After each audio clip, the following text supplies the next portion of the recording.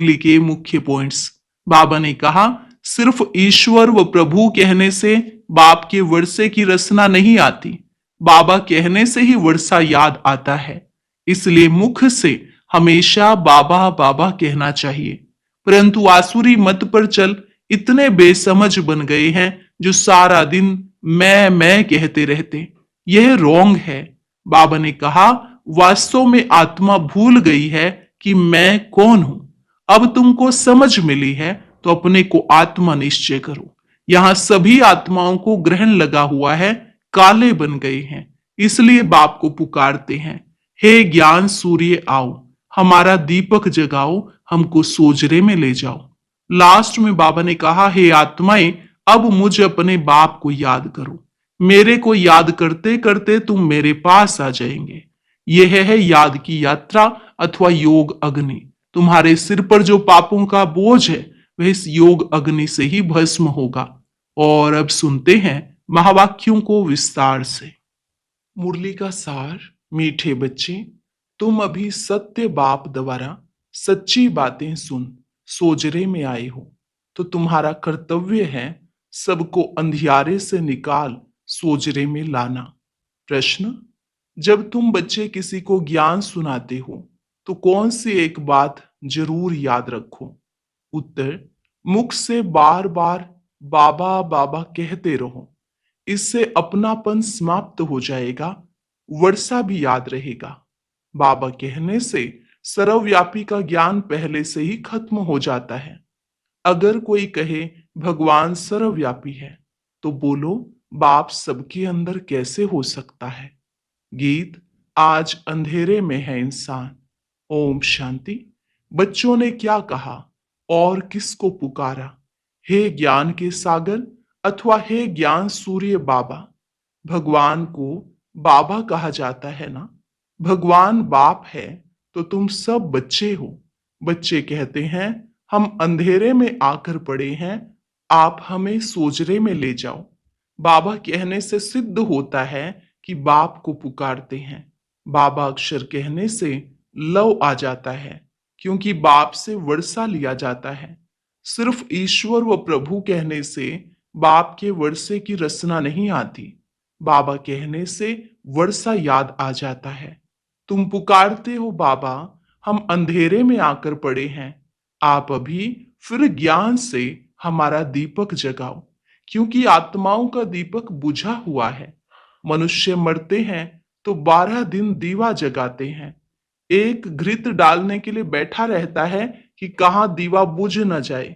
बाप समझाते हैं, तुम भारतवासी सोजरे में अर्थात दिन में थे, अब रात में हो। 12 घंटा दिन, 12 घंटा रात, वह है हद की रात। यह तो है बेहद का दिन और बेहद की रात, जिसको कहा जाता है ब्रह्मा का दिन सतयुग त्रेता, ब्रह्मा की रात द्वापर कलयुग।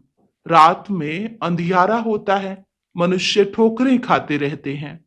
भगवान को ढूंढने के लिए चारों तरफ फेरे लगाते हैं, परंतु परमात्मा को पा नहीं सकते।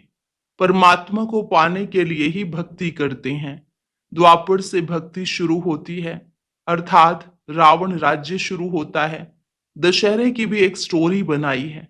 स्टोरी हमेशा मनोमय बनाते हैं, जैसे बाइस्कोप नाटक आदि बनाते हैं।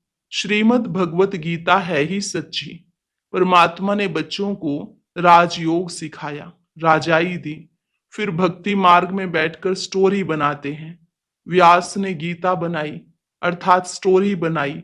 सच्ची बात तो बाप द्वारा तुम अभी सुन रहे हो। हमेशा बाबा बाबा कहना चाहिए। परमात्मा हमारा बाबा है, नई दुनिया का रचयिता है, तो जरूर उनसे हमको स्वर्ग का वर्षा मिलना चाहिए। अभी तो 84 जन्म भोग हम नरक में आकर पड़े हैं। बाप समझाते हैं, बच्चों तुम भारतवासी सूर्यवंशी चंद्रवंशी थे, फिर विश्व के मालिक थे, दूसरा कोई धर्म नहीं था। उसको स्वर्ग अथवा कृष्णपुरी कहा जाता है। यहाँ है कंसपुरी। बाप दादा याद दिलाते हैं, लक्ष्मी नारायण का राज्य था।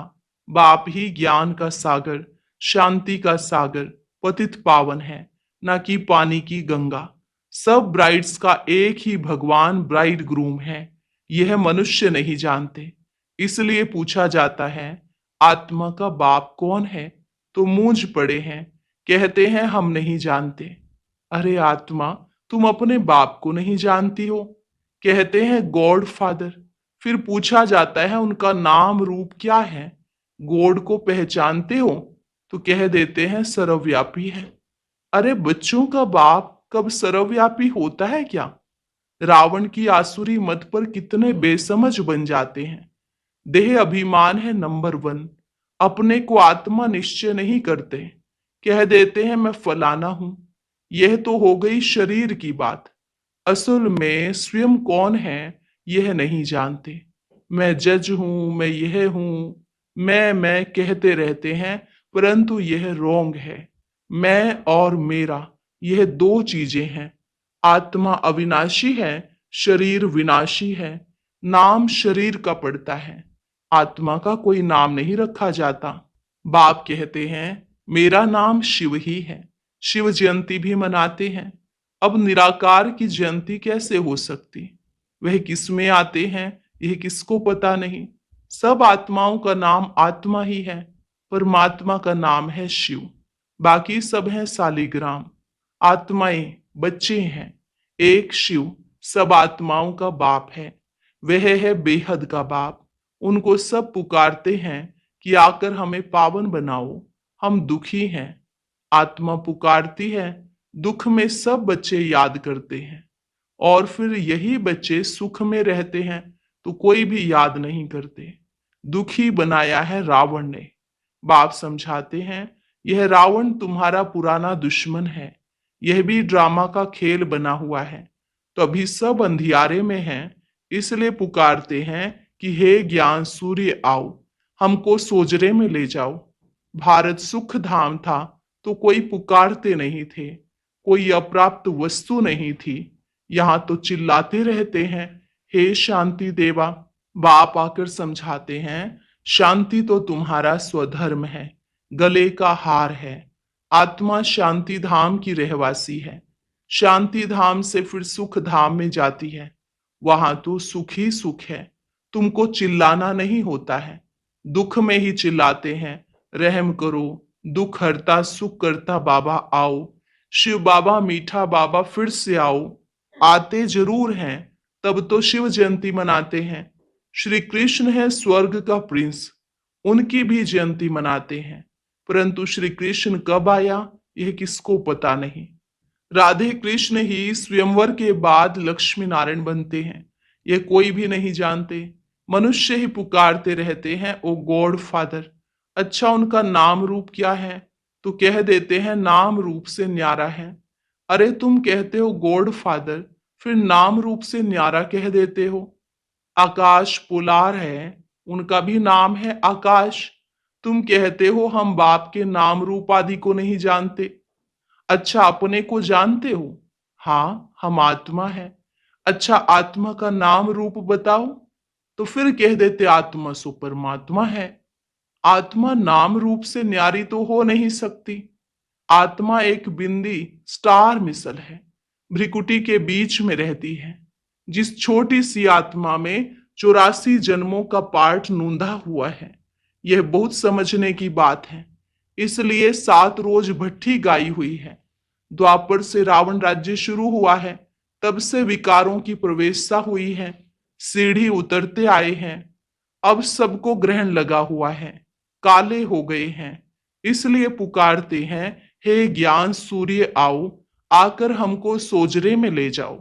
ज्ञान अंजन सतगुरु दिया, अज्ञान अंधेर विनाश। बुद्धि में बाप आता है। ऐसे नहीं ज्ञान अंजन गुरु दिया। गुरु तो ढेर है, उनमें ज्ञान कहाँ है? उनका थोड़े ही गायन है। ज्ञान सागर पतित पावन, सर्व का सदगति दाता एक ही बाप है। फिर